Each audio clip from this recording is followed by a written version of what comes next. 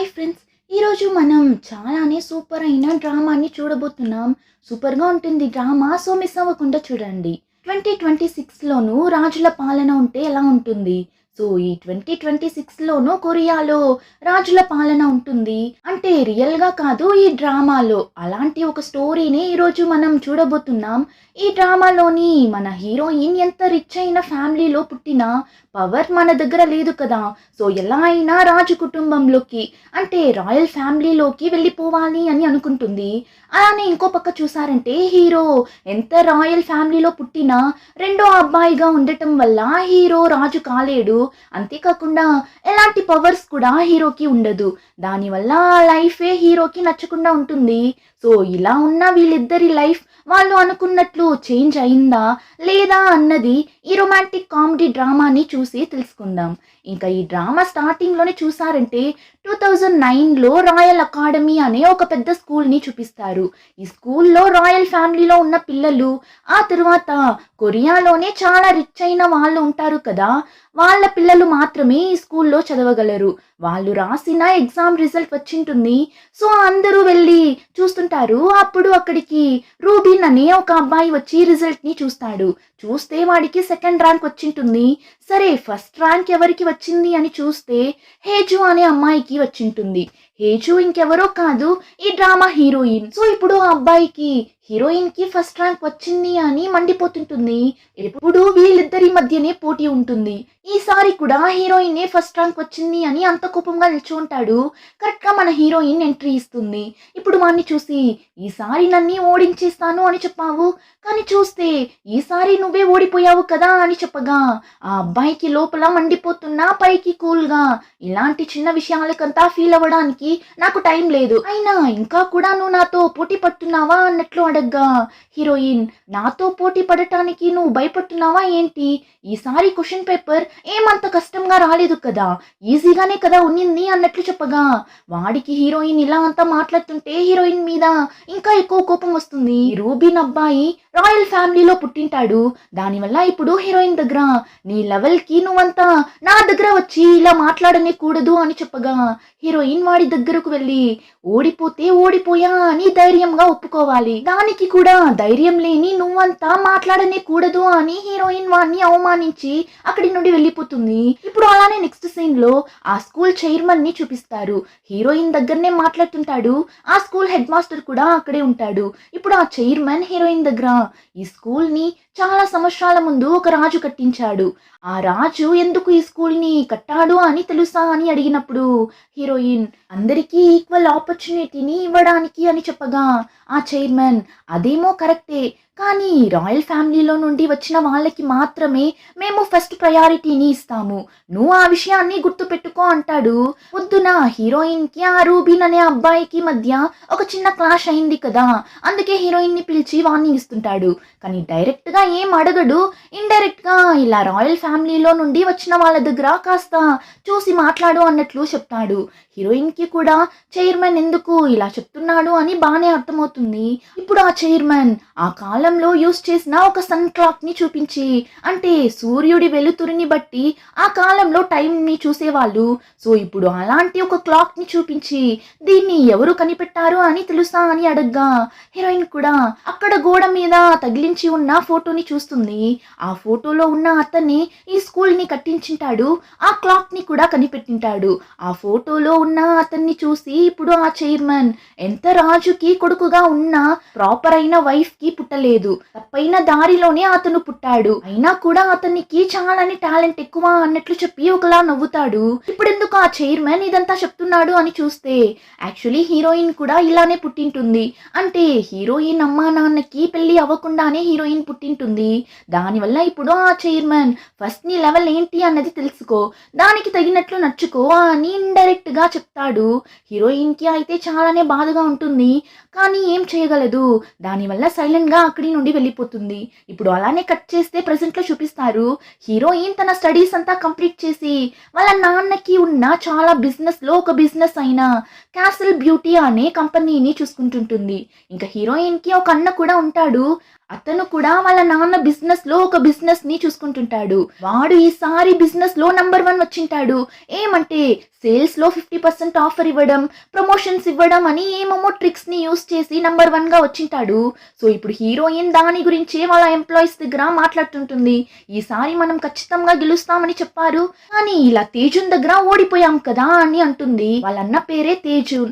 ఇలానేనా మీరు పని చేసేది అని అడిగినప్పుడు వాళ్ళు కూడా ఎక్స్ప్లెయిన్ చేస్తారు ఎందుకు మనకి సేల్స్ ఈసారి తగ్గింది అని. వెంటనే హీరోయిన్, మన దగ్గర ఉన్న స్టాక్స్ అన్ని కొంచెమే ఉందని చెప్పండి, అప్పుడే కస్టమర్స్ అందరూ ప్రోడక్ట్స్ అయిపోతుంది అని త్వరగా కొంటారు అని చెప్తుంది. కానీ హీరోయిన్ ఐడియా అని విని అక్కడ ఉన్న వాళ్ళు, మనం ఇలా చేస్తే మనకే లాస్ అవుతుంది మేడం అంటారు. అప్పుడు హీరోయిన్ ఒకే ఒక చూపు చూసి, నేను చెప్పింది మాత్రం చెయ్యండి అంటుంది. అంతే, అందరూ అంతలా భయపడి ఓకే మేడం ఓకే అని చెప్తారు. హీరోయిన్ ఎంత నవ్వుతూ మాట్లాడినా అందరి దగ్గర చాలానే స్ట్రిక్ట్ గా ఉంటుంది. దానివల్ల అక్కడ ఉన్న అందరూ హీరోయిన్ దగ్గర మాట్లాడేటప్పుడు భయపడుతూనే మాట్లాడతారు. ఇంకా ఆ టైంలోనే అక్కడికి జియాంగ్ అనే అమ్మాయి వస్తుంది. తిను హీరోయిన్ అసిస్టెంట్. చెప్పాలి అంటే హీరోయిన్ కి ఒక ఫ్రెండ్ లా అని కూడా చెప్పొచ్చు. ఈ రోజు కొరియా దేశం యొక్క రాజుకి బర్త్డే లా ఉంది. ఆ బర్త్డే కి హీరోయిన్ ని కూడా ఇన్వైట్ చేసింటారు. సో హీరోయిన్ అసిస్టెంట్ ఆ బర్త్డే కి వెళ్ళాలి, టైం అయింది అని పిలుస్తుంది. ఇప్పుడు వెంటనే హీరోయిన్ అక్కడ ఉన్న వాళ్ళ దగ్గర ఒక ఆర్టికల్ ని రెడీ చేయండి, రాజు బర్త్డే కి క్యాసల్ బ్యూటీ వారసురాలైన హేజుని ఇన్వైట్ చేసిండారు అని హెడ్లైన్ ని ఇచ్చేసి వెళ్తుంటుంది. ఇప్పుడు ఇక్కడ అలానే కట్ చేస్తే ఈ డ్రామా హీరో ఇయాన్ని చూపిస్తారు. యువరాజుగా ఉంటాడు, నైట్ వేటకి వెళ్ళి వచ్చింటాడు. సో ఇప్పుడే స్నానం చేస్తుంటాడు. అప్పుడు బయట నుండి పని వాళ్ళు, యువరాజా ఈ రోజు రాజుగారి బర్త్డే, మీరు త్వరగా రెడీ అయి వెళ్ళాలి, కాస్త త్వరగా రండి అని పిలుస్తుంటారు. ఆ టైం హీరో అసిస్టెంట్ చాయ్ అనే ఒక అతను వస్తాడు. వాడు ఇప్పుడు ఆ పని వాళ్ళ దగ్గర సైలెంట్ గా ఉండండి నేను చూసుకుంటాను అని చెప్పి ఇప్పుడు హీరో రూమ్ లోపలికి వెళ్ళి, ఈ రోజు రాజుగారి బర్త్డే, మీరు గిఫ్ట్ రెడీ చేసేసారా అని అడిగితే హీరో, నైట్ అంతా వేటకి వెళ్ళి రావడం వల్ల నాకు చాలానే టైర్డ్ గా ఉంది, సో కాసేపు నిద్రపోవాలి అని ఉంది అని చెప్పినప్పుడు హీరో అసిస్టెంట్ షాక్ అయ్యి, యువరాజా యాక్చువల్లీ మీరు రాజుగారి బర్త్డే అని వేటకంతా వెళ్ళిండకుండా ఉండాల్సింది, దానికే ఏం చెప్తారో ఏమో, ఇందులో నేను నిద్రపోతాను అని చెప్తున్నారు ఏంటి యువరాజా మీరు అని హీరో అసిస్టెంట్ చెప్పినప్పుడు హీరో మాత్రం ఏం కాదు అని కూల్ గా ఉంటాడు. అలానే ఇప్పుడు నైట్ అవుతుంది. బర్త్డే పార్టీకి చాలా మందిని ఇన్వైట్ చేసింటారు కదా, సో ఒక్కొక్కరుగా వస్తుంటారు. రిపోర్టర్స్ అందరూ కూడా వచ్చి వాళ్ళని ఫొటోస్ తీస్తుంటారు. ఆ టైం అక్కడికి సూపర్ అయిన ఒక కార్ అలానే ఫాస్ట్ గా వచ్చి స్టాప్ అవుతుంది. రిపోర్టర్స్ అందరూ ఎవరొచ్చారు ఆ కార్ లో అని చాలానే ఎక్సైటెడ్ గా చూస్తుంటారు. చూస్తే వచ్చింది ఇంకెవరో కాదు, మన హీరోయిన్. మాస్ గా క్లాస్ గా ఒక ఎంట్రీని ఇస్తుంది. హీరోయిన్ ఒక రెడ్ కలర్ డ్రెస్ ని వేసుకుని వచ్చింటుంది. కానీ ఆ ప్యాలెస్ లోపలికి రెడ్ కలర్ డ్రెస్ ని వేసుకుని వెళ్ళకూడదు. దానివల్ల ఇప్పుడు అక్కడ ఉన్న రిపోర్టర్స్ అందరూ హీరోయిన్ ని చూసి, కావాలనే రెడ్ కలర్ డ్రెస్ ని వేసుకుని వచ్చినట్లున్నారు కదా, కానీ చాలానే అందంగా ఉన్నారు అన్నట్లు మాట్లాడుతుంటారు. ఇంకా హీరోయిన్ కూడా పోజ్ అంతా ఇచ్చేసి లోపలికి వెళ్తుంది. చూస్తే నెక్స్ట్ సెకండ్ లోనే సోషల్ మీడియా మొత్తం హీరోయిన్ ఫోటో వైరల్ అవ్వడం స్టార్ట్ అవుతుంది. ఇంకా హీరోయిన్ కంపెనీలో కూడా ఇదే మంచి ఛాన్స్ మనకి, మన CEO వేసుకున్న బ్యాగ్, డ్రెస్, యాక్సెసరీస్ అని అన్నింటినీ అమ్మేయాలి అని తీవ్రంగా పనిచేస్తుంటారు. ఇంకా హీరోయిన్ కూడా ప్లాన్ చేసే ఈ రెడ్ కలర్ డ్రెస్ ని వేసుకుని వెళ్ళినట్లుంది. ఇప్పుడు హీరోయిన్ ఎక్స్పెక్ట్ చేసినట్లే తన కంపెనీలో ఉన్న ప్రోడక్ట్స్ అన్ని సేల్ అయిపోతుంది. ఇంకా అలానే బర్త్డే పార్టీకి వెళ్ళిన హీరోయిన్ ని చూపిస్తారు. హీరోయిన్ కి పెద్దగా ఫ్రెండ్స్ అంటూ ఎవరు లేరేమో, ఒంటరిగా నిల్చొని వైన్ తాగుతుంటుంది. అప్పుడు అక్కడ ఉన్న ముగ్గురు అమ్మాయిలు హీరోయిన్ ని చూసి, తినే కదా ఆ క్యాసల్ గ్రూప్ యొక్క రెండో అమ్మాయి, తినకి 10 సంవత్సరాలు అయ్యే వరకు కూడా వాళ్ళకి ఇలాంటి ఒక అమ్మాయి ఉందని బయట ప్రపంచానికి ఎవరికీ తెలియకుండానే పెంచారంట. ఏమంటే వాళ్ళ అమ్మా నాన్నకి పెళ్లి అవ్వకుండానే తను పుట్టేసిందంట. ఇలాంటి వాళ్ళంతా కొంచెం కూడా సిగ్గన్నది లేకుండా ఎలా బయట వస్తారో ఏమో కదా అన్నట్లు వాళ్ళు ఇష్టానికి మాట్లాడుతుంటారు. కానీ వాళ్ళు మాట్లాడిందంతా విని హీరోయిన్ బాధపడే అమ్మాయి అంతా కాదు. అలానే వాళ్ళ దగ్గరకు వెళ్ళి గొడవ కూడా పడదు. అన్నింటినీ హీరోయిన్ చాలానే కూల్ గానే హ్యాండిల్ చేస్తుంది. సో ఇప్పుడు తన చేతిలో పెట్టుకున్న వైన్ గ్లాస్ ని పగలగొట్టి ఇప్పుడు పగిలిన ఆ గ్లాస్ని ఆ అమ్మాయిల దగ్గర చూపించి చేర్స్ అని చెప్పగా అంతే ఆ అమ్మాయిలు భయపడి అక్కడి నుండి వెళ్ళిపోతారు. ఇంకా ఆ టైం అక్కడికి హీరోయిన్ అన్న తేజున్ వస్తాడు. అన్న అంటే ఓన్ బ్రదర్ కాదు, హాఫ్ బ్రదర్. అంటే ఇద్దరికి ఒకే నాన్న, కానీ ఇద్దరు అమ్మలు ఉంటారు. ఈరోజు హీరోయిన్ కంపెనీలో సేల్స్ వాడి కంపెనీలో కన్నా తక్కువ అయింటుంది కదా, దానివల్ల ఇప్పుడు హీరోయిన్ మీద ఫన్ చేస్తుంటాడు. కానీ హీరోయిన్ సైలెంట్ గా ఉంటుందా, దానివల్ల ఇప్పుడు వాళ్ళ అన్న దగ్గర ఏంటి నీలా 50% ఆఫర్ ఇచ్చేలా నా బ్రాండ్ ఏమి నీ బ్రాండ్ లా చీప్ అయిన బ్రాండ్ కాదు, ఎంత నువ్వు సేల్స్ లో నంబర్ 1 గా ఉన్నా కస్టమర్ ప్రిఫరెన్స్ లో నేనే నంబర్ 1 గా ఉన్నది, అందులో నువ్వు ఎప్పటికీ నంబర్ 1 గా రాలేవు అని వాడి నోస్ ని కట్ చేసేలా మాట్లాడగా వాడికి మండిపోతుంది. ఏంటి నువ్వు ఓవర్ గా మాట్లాడుతున్నావు, ఫస్ట్ నీకు ఏం రైట్స్ ఉంది నా దగ్గర ఇలా అంతా మాట్లాడటానికి అన్నట్లు చెప్పగా హీరోయిన్ మండిపడి వాడు వేసుకున్న టైతోనే వాడి గొంతుని నలిపి నీ తలని నరికి నీ చేతిలోనే పెడతాను చూసుకో అన్నట్లు వాళ్ళ అన్నని బెదిరిస్తుంటుంది. వాడైతే అందరూ చూస్తున్నారు నన్ను వదులు అన్నట్లు అరుస్తుంటాడు. ఇంకా నెక్స్ట్ పార్టీకి వచ్చిన అందరినీ లోపలికి పిలుచుకొని వెళ్ళి కూర్చోపెట్టారు. ఇంకా ఇప్పుడే మనకి రాజుని చూపిస్తారు. ఒక పెద్ద అబ్బాయి రాజుగా ఉంటాడు అని చూస్తే కాదు, ఈ బుల్లి అబ్బాయే రాజు. హీరో వాళ్ళ అన్న కొడుకే అబ్బాయి, పేరు లిన్. 8 సంవత్సరాలు అవుతుంటుంది ఈ అబ్బాయికి, అంతే. హీరో అన్ననే రాజుగా ఉండింటాడు, కానీ హీరో అన్న సడన్ గా చనిపోవడం వల్ల ఈ చిన్న అబ్బాయిని రాజుని చేసింటారు. అందరూ వచ్చేసారు, కానీ ఇంకా హీరో మాత్రమే రాలేదు. సో అక్కడ ఉన్న అందరూ హీరో కోసమే వెయిట్ చేస్తుంటారు. కాసేపట్లోనే కరెక్ట్ గా హీరో కూడా వచ్చేస్తాడు. కానీ హీరో నార్మల్ డ్రెస్ లో రాకుండా వేటకి వెళ్ళేటప్పుడు వేసుకునే డ్రెస్ లో వస్తాడు. ఆ చిన్న అబ్బాయి లిన్ వాళ్ళ అమ్మ చూసేసి ఆల్రెడీ మీరు వచ్చిందే లేట్, ఇందులో ఇలాంటి డ్రెస్ వేసుకుని వచ్చారా, మీరు వేటాడే సీజనే కంప్లీట్ అయిపోయింది, అలా ఉన్నప్పుడు ఈ డ్రెస్ ని వేసుకుని వచ్చిండారు, అందులోనూ రాజు బర్త్డే రోజున ఇలా వేసుకుని వచ్చిండారు కదా అని కాస్త కోపంగానే అడుగుతుంది. అప్పుడు హీరో వాళ్ళ వదిన దగ్గర మీరు నన్ను తిట్టాలి అని అనుకుంటే తరువాత తిట్టండి, ఇప్పుడు అందరూ వెయిట్ చేస్తున్నారు, సో మనం పార్టీని స్టార్ట్ చేద్దామని చెప్పి హీరో వెళ్ళి ఆ చిన్న అబ్బాయి లిన్ పక్కన వెళ్ళి కూర్చుంటాడు. వీళ్ళిద్దరూ ఇలా మాట్లాడుకోవడంలోనే తెలుస్తుంది వీళ్ళిద్దరికి పెద్దగా సెట్ అవ్వదు అని. ఇంకా బర్త్డే పార్టీ కూడా స్టార్ట్ అవుతుంది, డాన్స్ పాటలు అని అంతా బాగానే పోతుంటుంది. సోషల్ మీడియా న్యూస్ అని అన్ని చోట్ల రాజు బర్త్డే గురించి న్యూసే పోతుంటుంది. బర్త్డే రోజు వాళ్ళ మనసులో ఉన్న కోరికను ఒక పేపర్ లో రాస్తారేమో. సో ఇప్పుడు లిన్ పేపర్ లో ఏం రాస్తాడు అని చూస్తే అమ్మ అంకుల్, అంకుల్ అంటే హీరో, అమ్మ అంకుల్ ఇద్దరు హెల్తీగా ఉండాలి, దేశంలో ఉన్న ప్రజలందరూ కూడా బాగుండాలి అన్నట్లు రాస్తాడు. ఇలా పార్టీ అంతా బాగా పోతున్నప్పుడు పార్టీలో మిన్ అనే ఒక అతన్ని చూపిస్తారు. ఇతనొచ్చి ఆ దేశం యొక్క ప్రైమ్ మినిస్టర్. అక్కడ ఉన్న అమ్మాయిలందరూ వీన్నే సైట్ కొడుతుంటారు, కానీ మిన్ నేరుగా హీరోయిన్ దగ్గరకు వెళ్తాడు. వీళ్ళిద్దరూ ఫ్రెండ్స్ లా ఉన్నారు. ఇప్పుడు హీరోయిన్ దగ్గర ఎంతసేపు ఎక్కడ ఉన్నావు, నేను నిన్ని చూడనే లేదు కదా అని అడగ్గా హీరోయిన్ నన్ని చివరగా కూర్చోపెట్టేశారు కదా, మరెలా నువ్వు నన్ని చూడగలవు, అవును నువ్వు ఎలానో ఫస్ట్ లోనే కదా కూర్చొనింటావు, పార్టీ అంతా ఎలా ఉన్నింది, బాగునిందా, ఎంజాయ్ చేసావా అని అడగ్గా వాణ్ణి చూసారంటే ఫస్ట్ లో కూర్చొనే వాళ్ళకి ఆ కష్టం తెలుస్తుంది, నాకు నిద్రనే వచ్చేసింది అంటాడు. సరే నువ్వు కావాలనే కదా ఈ రెడ్ కలర్ డ్రెస్ ని వేసుకుని వచ్చిండావు, రాజభవనంలోకి రెడ్ కలర్ డ్రెస్ వేసుకుని రాకూడదు అని తెలిసినా నువ్వు వేసుకుని వచ్చిండావు, చూసి జాగ్రత్తగా ఉండు, ఏమైనా ప్రాబ్లం రాబోతుంది అంటాడు. కానీ హీరోయిన్ ఈ రూల్స్ అండ్ రెగ్యులేషన్స్ అంతా నాకు కాదు, అయినా నేను ఇలాంటి విషయాలకంతా భయపడను అన్నట్లు చెప్తుంటుంది. ఇలా వీళ్ళిద్దరూ మాట్లాడుతూ ఉన్నప్పుడు హీరో అసిస్టెంట్ వచ్చి మిన్ దగ్గర యువరాజు మిమ్మల్ని పిలుస్తున్నారు అని చెప్పగా మిన్ కూడా సరే మనం తరువాత కలుద్దామని హీరోని చూడటానికి వెళ్ళిపోతాడు.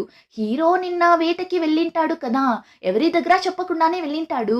దానివల్ల ఇప్పుడు మిన్ హీరో దగ్గర ఎన్నిసార్లు నీ దగ్గర చెప్పేది, ఎక్కడికి వెళ్ళినా నా దగ్గర చెప్పేసి వెళ్ళు అని చెప్పినప్పుడు హీరో ఎందుకు నన్ను ఎవరైనా చంపేస్తారు అని భయపడుతున్నావా ఏంటి, సరే అదంతా వదులు, నువ్వెందుకు ఇంకా పెళ్లి చేసుకోకుండా ఉన్నావు, పార్టీలో ఉన్న సగం మంది అమ్మాయిలు నిన్నే కదా చూస్తూ నిన్నారు, దానివల్ల త్వరగా పెళ్లి చేసుకోవచ్చు కదా అని హీరో చెప్పినప్పుడు మిన్ వచ్చి అదేంటి సగం మంది అమ్మాయిలు, మరి మిగిలిన సగం మంది అమ్మాయిలు ఎవరిని చూస్తున్నారేంటి అని అడగ్గా హీరో వాళ్ళందరూ నన్ను చూస్తున్నారు అంటాడు.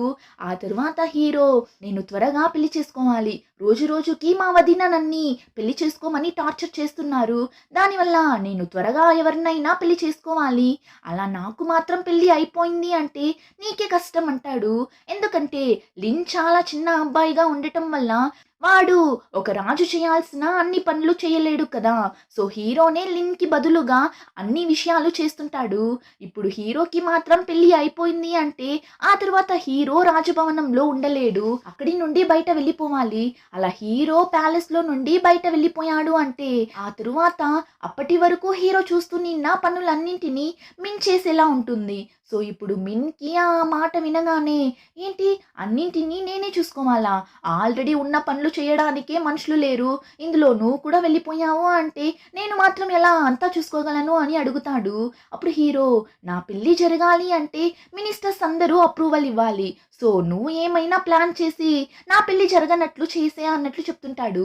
ఇప్పుడు అలానే కట్ చేస్తే నెక్స్ట్ సీన్‌లో హీరోయిన్‌ని చూపిస్తారు. సిగ్నల్ రావడం లేదు అని ప్యాలెస్ అంతా తిరిగి తిరిగి వస్తుంటుంది ఫోన్‌ని పట్టుకొని. అప్పుడే హీరో హీరోయిన్‌ని చూస్తాడు. ఇప్పుడు హీరోయిన్ దగ్గరకు వెళ్ళి నీ పేరేంటి? ఏం పని చేస్తుంటావు? అన్నట్లు అడగ్గా హీరోయిన్ నా పేరు హేజు. నేనేం ఈ ప్యాలెస్‌లో అంతా పని చేయడం లేదు. నేను ఇక్కడికి గెస్ట్‌గా వచ్చాను అంటుంది. అప్పుడు హీరో ఈ ప్లేస్‌కి రాజభవనంలో ఉన్న వాళ్ళు తప్ప ఇంకెవరూ రాకూడదు. అయినా కూడా పర్లేదు. నువ్వు నా జూనియర్ అమ్మాయివి కావడంతో వదిలేస్తున్నా. 1, 2, 3 అని కౌంట్ చేసేలోగా ఇక్కడి నుండి వెళ్ళిపో అంటాడు. సో ఇప్పుడే మనకి తెలుస్తుంది స్కూల్ చదివేటప్పుడు హీరోయిన్ హీరోకి జూనియర్ అని. ఇంకా హీరో కూడా 1, 2, 3 అని కౌంట్ చేస్తాడు. ఆ టైం దూరంగా ఏమో పేలినట్లు సౌండ్ వినిపిస్తుంది. హీరో కూడా ఏం సౌండ్ అని ఫాస్ట్‌గా సౌండ్ వినిపించిన సైడ్ వెళ్ళి చూస్తాడు. చూస్తే అక్కడ ప్యాలెస్‌కి నిప్పంటుకుంటుంది. ఇప్పుడు అలా కాలిపోతున్న ఆ ప్యాలెస్‌ని చూడగానే హీరోకి ఇంతకు ముందు జరిగిన ఒక విషయం గుర్తొస్తుంది. 3 సంవత్సరాలకు ముందు సేమ్ ఇలాంటి ఒక ఫైర్ యాక్సిడెంట్‌లోనే హీరో అన్న చనిపోయుంటాడు. సో ఇప్పుడు ఆ విషయం గుర్తొచ్చి హీరో అలానే షాక్ అయి నిల్చుంటాడు. ఆ తరువాతనే నార్మల్ అయి లిన్ ఎక్కడున్నాడు? వాడికేం కాలేదు కదా! బాగున్నాడు కదా! అని అడుగుతుంటాడు. ఆ టైం ఇప్పుడు అక్కడికి హీరో వదిన యూనా అక్కడికి వచ్చి హీరో చంప మీదనే ఒక్కటిస్తుంది. ఇలానే ఎపిసోడ్ కంప్లీట్ అవుతుంది. రిమైనింగ్ స్టోరీని నెక్స్ట్ ఎపిసోడ్‌లో చూద్దాం. ఇంకా ఈ వీడియో నచ్చితే లైక్, షేర్ అండ్